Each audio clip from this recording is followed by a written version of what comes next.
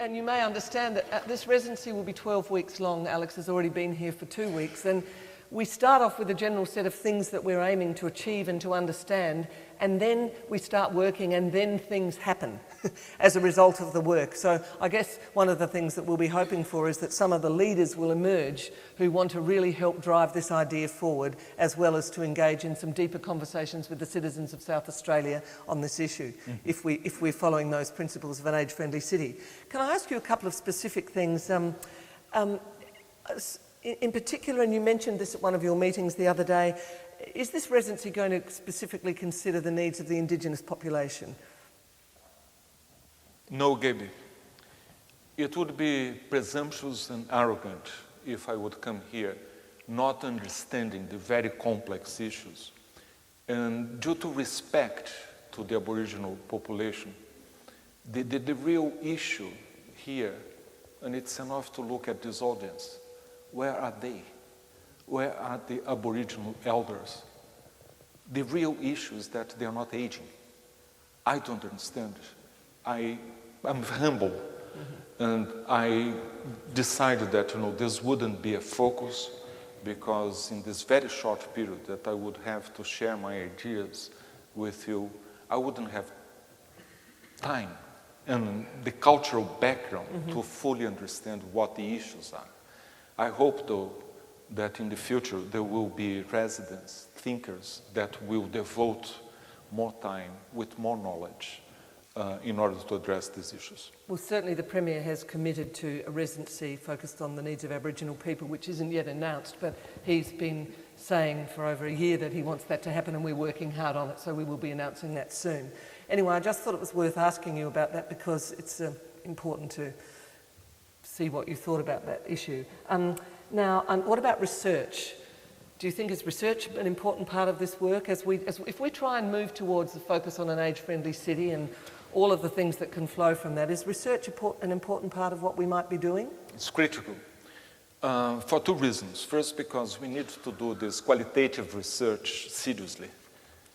We do need to do with methodology, with all the rigor that only the academic sector, the researchers can bring to the table. And second, because we need to monitor what we are doing, and eventually we have to evaluate. So we need the methodology. I'm not saying that they are more important than the older persons themselves. We are not doing this on behalf of older people. We are just bringing the instruments and the methods that the researchers can do to help older people to formulate what the ideas.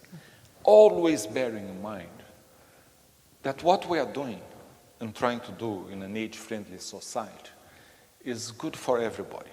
It's for all ages, as we have stressed before. Look at this theater. Why we still have steps when we could have easily a ramp that would make much easier for older people or someone in a wheelchair? You have to negotiate right at the entrance to come to this very beautiful room. Steps. That is, this today, it's inadmissible. We have to look at society altogether. I'm just giving an example because we are here. And in order to enjoy the opportunity for me to address you and to come to this stage, I have to come up the stairs. If I would be in a wheelchair, if I would have a bad knee, I would need help, when in fact this shouldn't happen. And that is what we want, is to make sure that the society is going to be friendly to all ages and all levels of functional capacity. Changing the channel slightly, how do you think young people will feel about South Australia, Adelaide, having a residency on age-friendly cities? What do you think that's going to be a problem for young people? Do you think they might go, oh my God, make Adelaide slower and... Well, the first thing is to ask younger people. This consultation shouldn't be only for older people. We should involve them. We are not orchestrating a war between generations. We are trying to make societies more age-friendly, with an emphasis on age, all ages. It's not senior-friendly. But with the understanding that if a bus is easier for you to get in and out, It's going to be easier for a child, for an adolescent, for someone with a disability, for a pregnant woman, for a muscle man carrying a luggage. Everybody is going to benefit. And that is the idea. But if we don't start this dialogue with younger generations, they may have this impression, which is erroneous, but we have to involve them in dialogue. Yeah, and that also fits with the language we're using about a society for all ages, because an age-friendly city is an age-friendly city, all ages. I know the work they're doing, that the Department for Families and Communities is doing at Woodville West. They've got a big, strong focus on helping to develop a new way of living where everybody wins. Yeah, and it is a wonderful project, very carefully developed and thought. But we also have to bear in mind that, you know, this is a wonderful project, demonstration, a pilot, and we can show the results. But we have to bear in mind that the vast majority of the population of South Australia is not going to be living there. So we have to be worried about, you know, how to transform what is possible. What are the interventions that will make the experience of aging with quality of life can be extended for the majority of the population. So when you come here to Adelaide, Greater Adelaide and South Australia, and you think forward to what you'd like to try and achieve in 12 weeks using these ideas of the age-friendly city, have you got any thoughts about what you know you'd like to achieve? You know, what's your vision of what could happen? And I know you don't know our city well, so I'm not expecting you to talk about Enfield or Port Adelaide or Playford, but have you got any sense of what you think is possible to achieve if we work together strongly in this residency with all of the partners we've got and all of the various important players? What do you think we could achieve? Let us go back to the active aging policy framework, because I have given the definition, the 4 pillars. But the determinants of active aging, they are related to the social environment, not only physical. Giving opportunities for people to grow older and to expand their social networks so that we have more social capital as you grow older. It is related, obviously, to the physical environment. The fact that, for instance, older people, they enjoy walking, but they need benches every 300 meters so that they sit and recharge batteries and go slowly. They need the traffic lights that will give an opportunity. I tell you, you know, to cross some of these avenues and big boulevards in Adelaide, it's like for Olympic champions. My mother wouldn't be able I mean, she would be confined to the block where she lives, because you couldn't reach the other side safely. So you have to think about the physical environment. You have to think in terms of access to services, because obviously some older people will need services, medical, social. You have to think in terms of the personal determinants, your personality. Let us stop being grumpy because we're getting older. We have to think in terms of what is positive. This glass is it's half full, not empty. We have to think in terms of the economic opportunities. Are we going to grow older with the very minimum in terms of financial resources for us to have quality of life? So all these determinants, they play an interaction. Obviously, our behavior is critical, the behavioral determinants. We have to look at the culture, we have to look at the gender. To grow older as a man is different to grow older as a woman. From the social construct point of view, the fact that women are the carers and are left out of this equation, when in fact, so often it is a privilege to be able to provide care, but the social constructs of what is to be a man in Australia or in Brazil is that we don't get involved. So all this is what I hope in 3 years. When I come back here, you will invite me and I will, ex-thinker, come to see the results of this residency. No, your thinkers never leave. You never get away. When you were talking to the Minister Rankin yesterday, you were having a really interesting conversation about concerns about a 2-tiered society ageing. We won't take much more longer with this conversation, but I thought that was really interesting.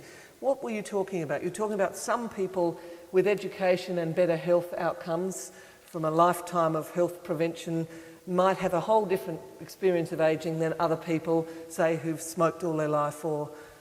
Well, there are 2 things here. The first is that we are going to see this very big bulge, the baby boomers influencing aging, as they have influenced all the stages of life that they have previously touched.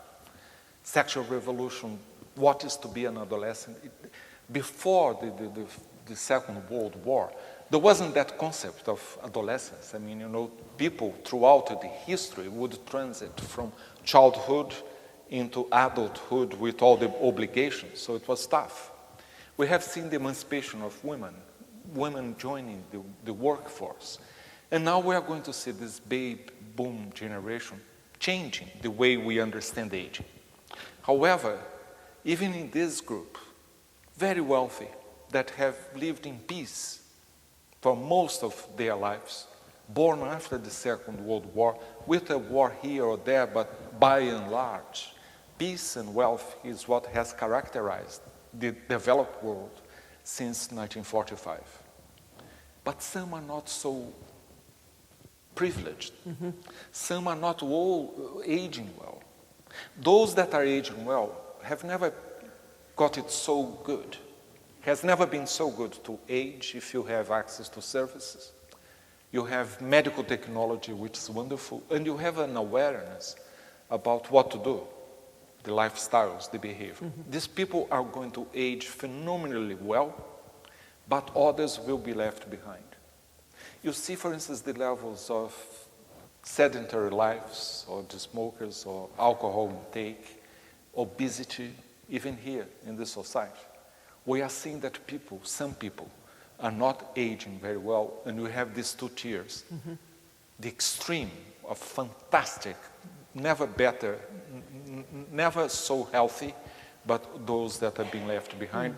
And the policies will have to address both groups. Mm-hmm. So that's another part of the complexity of this whole thing. One last really quick question.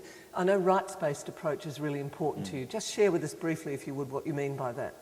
Well, so far, the emphasis has been on needs of older people, a needs-based approach. We have to change this mindset. We have to think about older people and their rights. They have the right to education, they have rights to jobs, they have rights to services. They have the right not to be abandoned, neglected, not to be abused. And the only way for us to achieve this is if we incorporate this right-based language and awareness, and ultimately what we need is at the United Nations level, a convention on the rights of older people. We have conventions today for children, women, disabled people, indigenous, you name it. All the vulnerable groups have their rights covered, and the countries that are signatories of these conventions have to implement the policies. Mm-hmm. The only group that is missing out is the group that is increasing fastest in population. Doesn't make sense. So I hope that Australia will join with determination, perhaps as one of the big leaders in the world, for this struggle, because there are many countries that don't want a convention. It costs money. If you have a rights-based approach, what does it mean? Mm-hmm. Older people will go there and say, I have the right, which will cost some money to implement the policies. So it is a big fight. I'm very involved on this, but I believe that in another that day when you invite me back, we'll have a convention.